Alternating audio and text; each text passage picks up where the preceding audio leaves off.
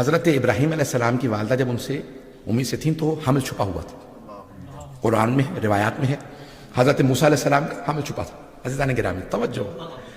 اب یہاں ایک رات، یہ گزشتہ رات جو تھی، امام حسن علیہ السلام نے فرمایا حضرت حکیمہ خاتون سے، پھپھی اماں آج رات گھر رک جائیے، اپنے گھر نہ جائیں، ہماری رک جائیے۔ کہا بیٹا جیسا آپ کا حکم، میں پھپھی ہوں لیکن جانتی ہوں آپ امام وقت ہیں، رک جاؤں کوئی خاص کام یا اعمال کے لیے روک رہے ہیں؟ کہا پھپھی اماں آج 12ویں کی آمد ہے، توجہ 12ویں کی آمد ہے۔ تو اب حضرت حکیمہ خاتون حضرت امام علیہ نقی علیہ السلام کی بہن ہے، امام کی پھپھی، امام کی بہن، امام کی بیٹی، امام کی پوتی،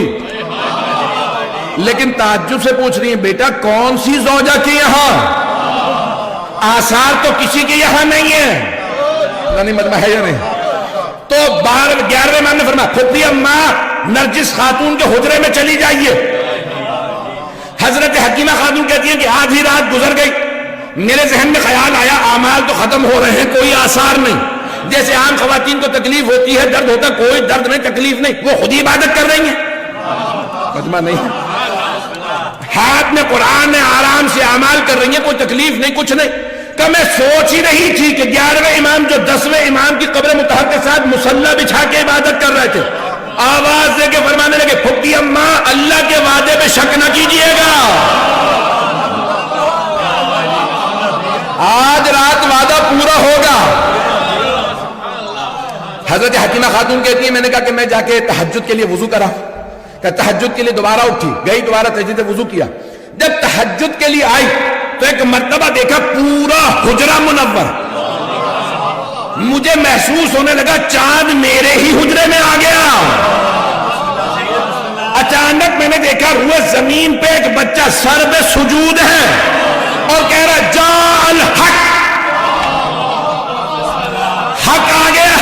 حضرت حکیمہ خاتون فرماتی کہ میں نے دیکھا کہ بچہ سر پہ سجود ہے، تمام آلائشوں سے پاک،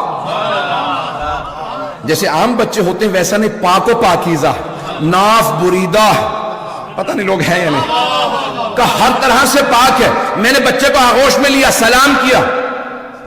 بچے نے فصیح و بلیغ عربی زبان میں جواب دیا پھپھی اماں آپ پہ بھی سلام۔ ایک مرتبہ 11ویں امام نے آواز دی پھپھی اماں میرے بچے کو میرے پاس لے آئیے، ہم ایک مرتبہ صحن میں لے گئے، جیسے ہی میں نے 12ویں کو 11ویں کی آغوش میں دیا تو حضرت حکیمہ خاتون کہتی ہیں کہ چاروں طرف سے نور کے پرندے صحن کو گھیرنے لگے اور پورا صحن منور ہو گیا، ابھی سورج نہیں نکلا، فجر نہیں ہوئی کا سارا صحن منور۔ 11ویں امام نے ایک مرتبہ 12ویں سے کہا سلام ہو بیٹا آپ پہ، اے میرے لخت جگر آپ پہ سلام۔ تو اب وہاں پہ بی بی فرماتی ہیں کہا کہ ایک مرتبہ 12ویں امام نے 11ویں کو دیکھا، کہا سلام ہو میرے جد رسول اللہ پہ،